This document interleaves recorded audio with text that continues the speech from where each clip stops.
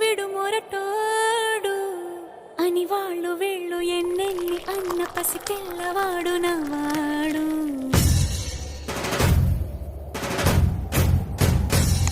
విడు ముండోడు అని ఊరు వాడ అనుకున్న గాని మహారాజు నాకు నవ్వాడు.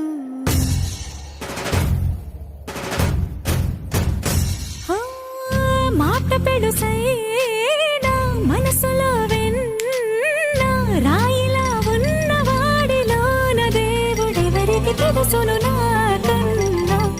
సూసేకి అగ్గిరవ్వ మాదిరే ఉంటాడు.